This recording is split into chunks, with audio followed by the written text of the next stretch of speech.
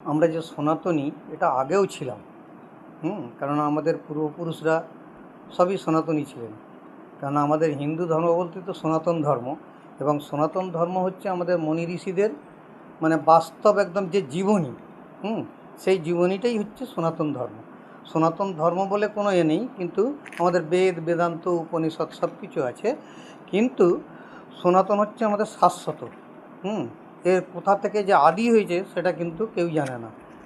তাই এটা আমাদের চিরকাল থাকবে এবং থাকছে এবং পরেও থাকবে।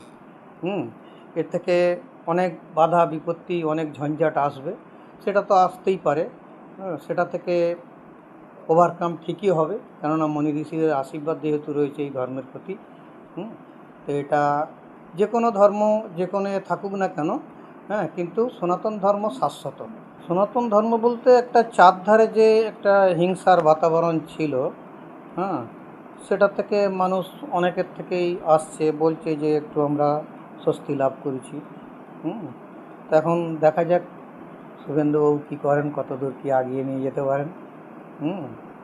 তা সবাই তো এসে চেষ্টা করেন, তা এই নিয়েও এখন চেষ্টা করছেন।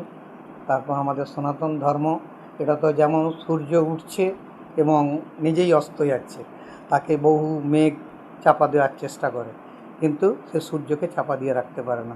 তাই সনাতন ধর্ম কেউ কোনো ধর্ম বা কোনো কিছু, কোনো ব্যক্তি বা কোনো কেউই তাকে চাপা দিয়ে রাখতে পারবে না। সে স্বতঃস্ফূর্তভাবে বেরিয়ে আসবে সনাতন ধর্মের কাজ। আমাদের ভবিষ্যতের প্রস্তুতি রয়েছে, কেননা আমাদেরকে ভেতরেতেও ধরুন প্রায় ২৫০০ লোক আছে। সেখানেতে কী হয়, অপারেশন হয়ে যাওয়ার পরে পোস্ট অপারেশনটা, সেখানেতে আমাদের বেড ভাড়া দিয়ে অনেক কস্টলি টাকা পয়সা দিয়ে, এগুলো তো পাবলিকের টাকা। তাই আমরা চাইছি যে যদি আমরা এখানেতে কিছু করি এবং গরিব মানুষকেও যারা অপারেশন করতে পারছে না, কিংবা ওষুধপালা বিনা পয়সায় দেওয়া এবং চিকিৎসা, সেগুলোকে আমরা অনেক কম খরচের মধ্যে কিংবা না নিয়েও সেটা যদি করে দিতে পারি, সেটাই আমাদের ধর্ম। কেননা আমাদের বলেছেন যে পরার্থে প্রাজ্ঞ উৎসীজে, আমাদের এখানকার আসল মেন উদ্দেশ্য হচ্ছে, তা রামকৃষ্ণদেব অন্নদা ঠাকুরকে বলেছেন যে জীবহিতে কর্ম করে যেতে হবে মানুষের। তা আমরা সেই জন্যে কী হচ্ছে, এই জীবের মঙ্গলের জন্যই আমরা সবসময় সেই ভোর 4টে থেকে ধরুন রাত্রি 12টা পর্যন্ত নিরলসভাবে কাজ করে যাচ্ছি। মানে গীতায় বলছেন যে কর্মাণ্যেবাধিকারস্তে মা ফলেষু কদাচন। তোমরা কর্ম অধিকার আছে, ফলের অধিকার নেই।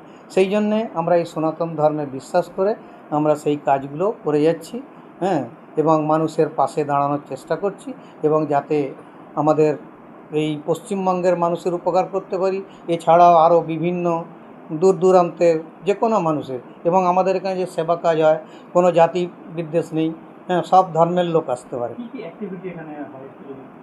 এখানে আমাদের ধরুন জেনারেল ফিজিশিয়ান আছে, গাইনি আছে, চোখ আছে, দাঁত আছে, ইকো আছে, আল্ট্রাসোনোগ্রাফি আছে, ECG, X ray, blood test, সব রকম, দাঁত বাঁধানো, দাঁতের স্কেলিং, সব রকম, দাঁতের ফিজিওথেরাপি আছে, বিভিন্ন রকম আমাদের সব কিছুই ব্যবস্থা আছে।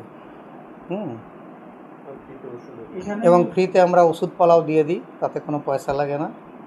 এখন যুব সমাজকে আগিয়ে যেতে গেলে আগে আমাদের দেখতে হবে যে স্বামী বিবেকানন্দের ধর্ম, যে চরিত্র গঠন।